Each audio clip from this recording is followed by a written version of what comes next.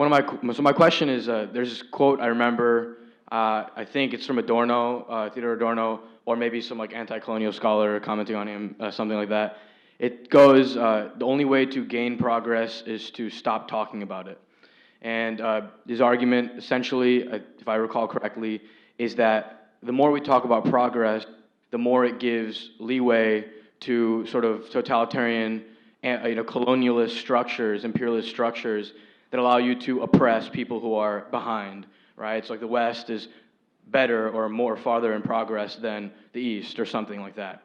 If we sort of invert that argument, it seems like the language of progress in many ways motivates the DEI officers to progress by, perhaps expanding access of education to minorities. We're learning new things about equity and fair, freedom, and equal, all these values which we didn't have before. Therefore, we should impose them on the sort of loser reactionaries who are convening at a conference, talk about academic freedom.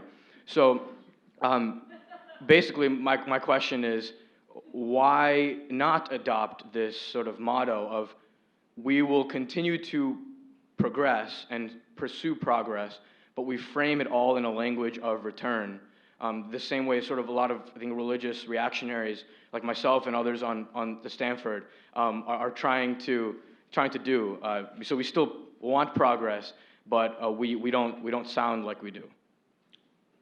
I'm somewhat confused by exactly what that means, but I would agree with you that there's something about progress that's been hijacked. We still have people who call themselves progressives. It's much less clear how you quantify what they are progressing on, and then if we frame it in terms of science, technology, per capita GDP, number of nuclear power plants, we try to quantify these things.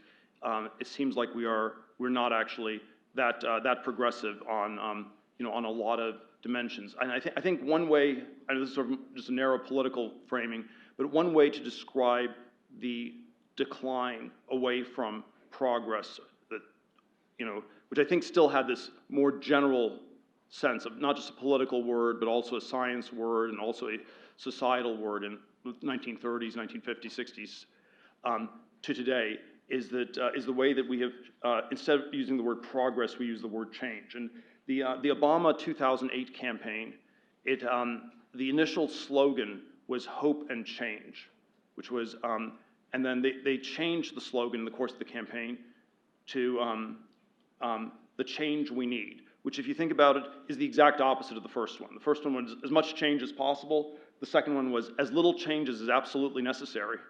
And it was because the word change poll tested very badly, because people sensed that when you talk about change, you're not talking about progress. And in fact, most of the time, you talk about change when it's non-progressive change, i.e. it is regressive and it's change for the worse.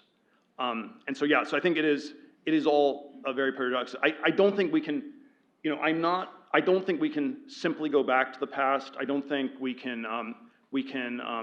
should completely, I think we should try to reclaim this question of progress. We should be asking, where's the growth? How will the next generation do better than the current ones in any of a number of different dimensions of what counts as better? And I think the fact that the left no longer believes in these things means there should be some opening to reclaim this ground. But simply going back to the past can't work, because then we're just going to cycle and repeat. I mean, there has to have been something that didn't quite work with classical liberalism. Even if there was a golden age of classical liberalism in the past, we end up here today. This is always, I don't know, this is too polemical, but it's sort of like, in the 80s when I was at Stanford, you saw these Marxist professors, and the sort of line was, true Marxism has never been tried, they always said. And I often wonder that if someone calls themselves a liberal, classical liberal today, are they like a Marxist professor from 1985 where true liberalism has never been tried? I think it's tried, it hasn't quite worked. We have to be a little bit critical of it to figure out where it went wrong, and then how to progress into something that combines the best elements of classical liberalism with something else for the future. Hi.